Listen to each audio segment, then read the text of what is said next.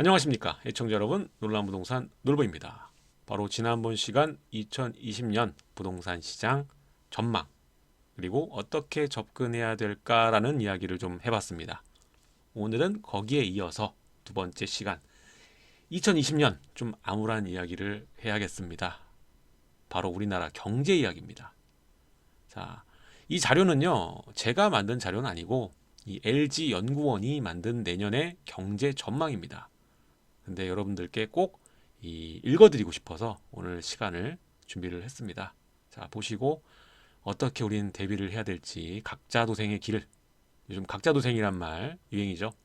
준비를 잘 하셔야겠습니다. 2020년 국내외 경제 전망에 대해서 한번 같이 보시도록 하겠습니다. 시청하시기 전에 좋아요와 구독하기 부탁드리도록 하겠습니다.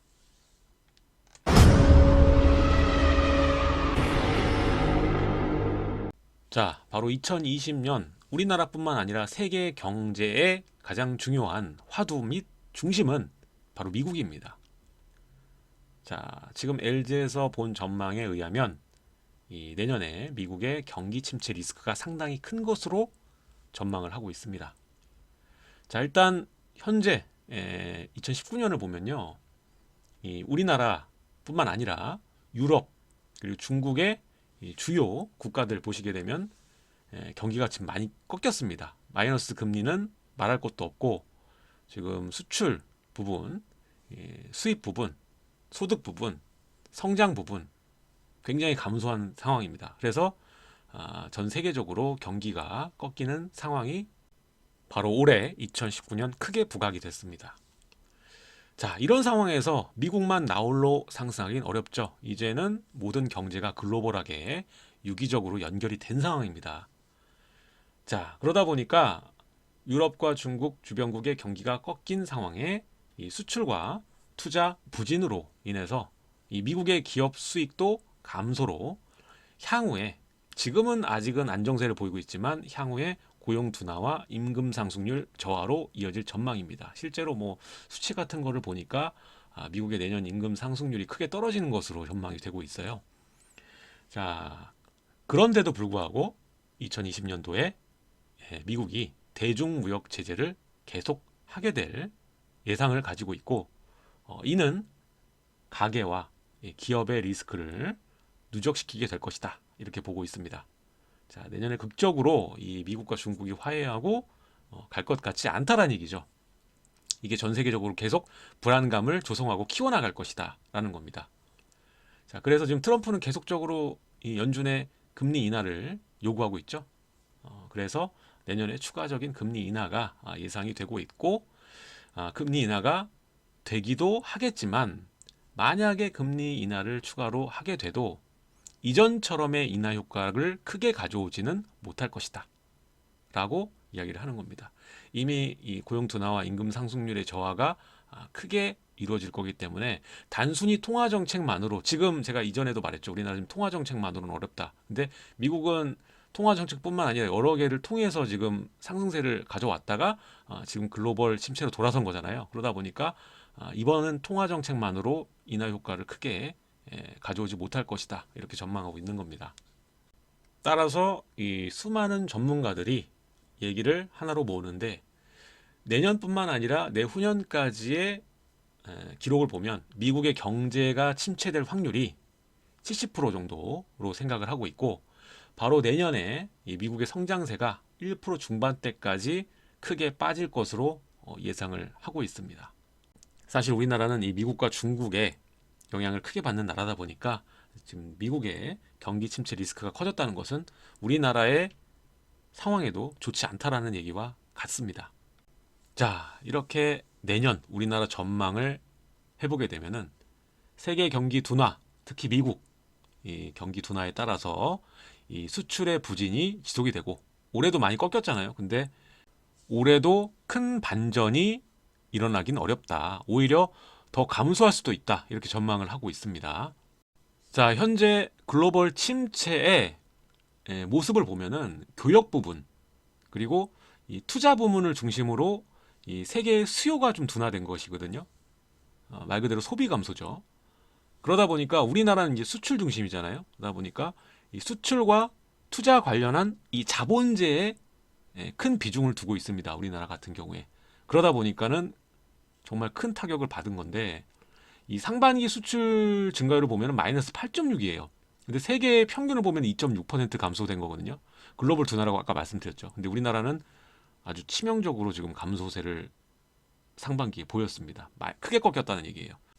사실 이미 이전부터 우리 제조업이 기반이 무너지게 되면서 굉장히 침체를 겪다가 반도체 때문에 우리가 기사야 회생을 했죠. 그래서 17년, 18년 잘 이렇게 흘러왔는데 이게 또 글로벌 경기 침체와 맞물리게 되면서 이렇게 자본재 수출이 끊기게 되고 마이너스로 돌아서게 되면서 이 내년 국내 경제 전망은 굉장히 암울하고 어둡다라고 볼 수가 있고요.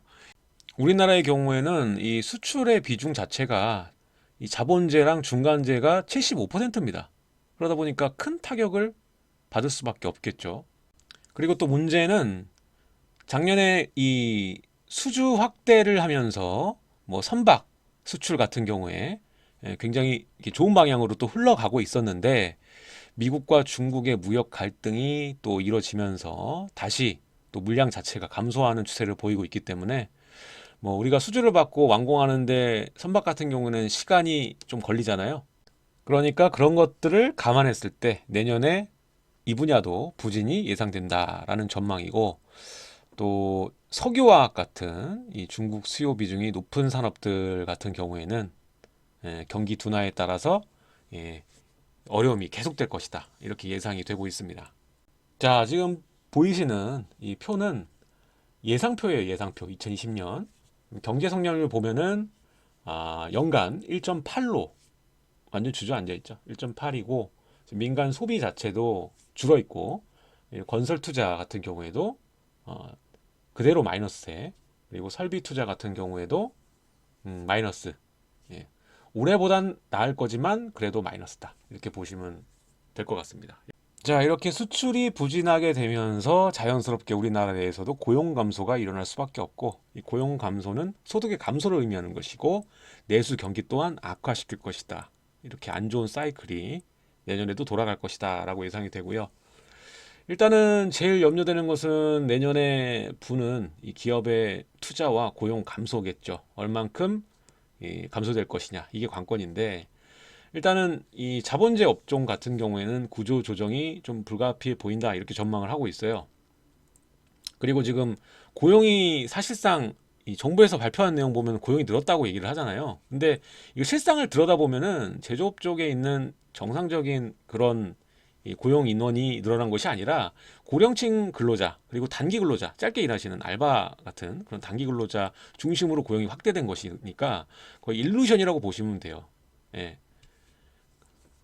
내년도 마찬가지일 겁니다. 일단은 재정 지출을 확대해서 이 정부 돈 풀어가지고 공공과 복지 근로자는 늘어날 것이다 이렇게 전망이 되고 있고 반대로 이 근로자는 늘겠지만 이 수출과 투자의 부진으로 인해서 이 제조업의 정상적인 젊은이들의 취업 고용 감소는 이어질 것이다 이렇게 예상을 해볼 수가 있습니다.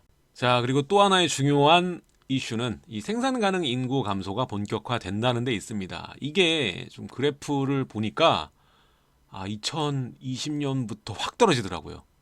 그러니까 19년까지는 크게 감소세를 보이진 않는데 그러니까 감소폭이 미미했는데 내년에는 이게 확 줄더라고요. 자, 생산 가능 인구는 15세부터 64세를 얘기를 합니다. 주력 생산 연령 인구라고 하는데 이게 17년부터 감소는 시작이 됐어요, 사실. 근데 이제까지 바로 올해까지도 감소폭은 굉장히 작았으나 내년부터는 0.6. 그 이후에도 한 이 정도 비율로 계속 줄어들더라고요. 0.6%는 23만 명에 달합니다. 그리고 이 인구는 중요한 게 뭐냐면 이 인구가 줄어들어서 이 생산성이 줄어드는 게 큰 문제가 아니라 이 생산뿐 문제가 아니라 이 사람들이 소비를 많이 하거든요. 그러니까 소비 비중도 큰 연령대입니다. 이 연령대가. 그러다 보니까 지금 문제가 되는 게 우리가 생산 걱정할 때가 아니라는 거지. 생산 차질 주기보다 이 소비 둔화로 인해서 내수 경제에 정말 부정적인 영향으로 미칠 것으로 지금 판단이 된다는 겁니다. 참 무섭죠. 암울합니다. 자, 또 빼놓을 수 없는 출산율 또 얘기해야 되는데, 이렇게 고용 감소되고 소득 줄어들면 낫겠습니까? 자, 세계 최저 출산율 계속 이어질 것 같고, 바로 2020년에도 낮은 출산율이 이어지면서 출산을 많이 안 하니까는 당연히 여기에 관련된 경제도 돌아가질 않겠죠. 출산과 보육 관련된 소비가 위축된다. 그래서 사실 이 소비를 많이 하는 것은 가정이에요, 가정. 그러니까 가족 단위로 해서 소비를 많이 하기 때문에 이 가계 소비의 성향을 떨어뜨리는 결정적인 요인이 될 것이고, 이 고용 둔화 이 충격이 가장 크게 다가서는 곳은 청년층이고, 여기 집중적으로 이런 고용 둔화 충격을 맞으면서 앞으로 결혼하고 출산에 대한 기피 현상이 더 크게 심화될 것이다. 이렇게 전망을 하고 있습니다. 우리가 흔히 초식남 뭐 이렇게 얘기를 하잖아요. 결혼에 대해서 부담스럽게 하고 혼자 늙고 캥거루족, 독립 안 하고 뭐 이런 게 더 악화될 것이라는 겁니다.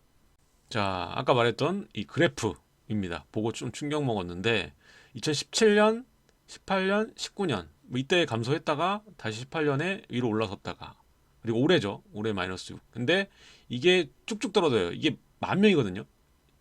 올해는 6만 명 감소한 건데 23만 명, 23만 명, 25만 명, 27만 명, 34만 명, 43만 명 쫙 줄어듭니다. 이게 생산 가능 인구 15세부터 64세 말하는 겁니다. 자, 그리고 마지막으로 우리는 부동산 채널이죠. 그러니까 부동산 관련 것만 좀 발췌했습니다. 더 자세하게 보고 싶으시면은 카페에 이 전망 자료에 대해서 좀 넣어 놓겠습니다. 카페 자료실에 넣어 놓을 테니까 카페에 들어오셔서 자료 다운 받아서 여러분들이 다 읽어보시면 될 겁니다. 지금 저는 이 주택건설 부분만 얘기를 드리는 거고 다른 부분들도 쫙 나와 있거든요. 그러니까 좀 궁금하신 분들은 찾아보시면 될 것 같고요. 자, 주택건설 투자 큰 폭 감소 전망된다. 당연한 얘기죠. 네. 근데 이 와중에 이 경기 부양을 하는데 건설을 얘기할 때는 이제 세 가지를 흔히 얘기하는데, 그 중에서 좀 크게 조절이 가능한 것이 주택 그리고 토목입니다. 자, 정부가 이 SOC 예산을 좀 증가시키고, 그리고 교통과 인프라에 대한 개발, 이 투자 확대, 그리고 경기 부양을 토목으로 올리기 위해서 대형 프로젝트가 좀 빨리 추진될 가능성이 높다. 제가 이전에도 또 그런 역세권 개발이나 이런 대규모 개발 빨리 진행될 수 있으니까 한번 떠들어 보라, 살펴보라 이렇게 얘기했죠. 그러니까 이런 토목 건설 쪽 투자는 좀 늘어날 여지가 있다. 근데 주택 경기는 이 토목 하나로 보는 게 아니다. 근데 주택이 크게 떨어집니다. 면적 자체가 줄어들어요. 확 줄어드니까 건설 경기 자체가 죽을 수밖에 없는 거죠. 토목만 살린다고 될 문제가 아니라는 거예요. 자, 주택 투자는 20년 큰 폭으로 줄어들 전망. 자, 그리고 여기에서 경제 전망을 할 때 이건 부동산 전문 경제 전망지가 아닌데도 불구하고 여기에 이 부분을 좀 얘기했는데, 현재 비수도권의, 그러니까 지방이죠, 미분양 물량이 증가하고 있고 이게 수도권에 확산될 조짐을 보이고 있다. 이렇게 전망을 하고 있어요. 그리고 경기 부진에 따라서 가구의 소득이 줄어드니까, 둔화되니까 지금 금리가 하락해도, 금리가 지금 떨어졌죠. 금리 하락해도 소득이 줄어들었기 때문에 주택 수요가 매수 수요가 확대되기는 어려운 상황이다. 이렇게 얘기를 하고 있습니다.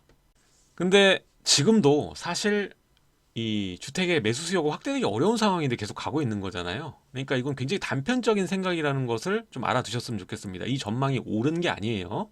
이건 어디까지나 전망이고 여러분이 이거를 보시고 판단을 내릴 때 좀 참고하라는 그런 면으로 지금 얘기를 드리는 거예요. 그리고 지금 여기서 말하는 비수도권 미분양 물량 증가가 수도권에 확산될 조짐도 여기에서 그냥 전망하는 것 뿐입니다. 아직까지 그 정도의 양은 아니에요.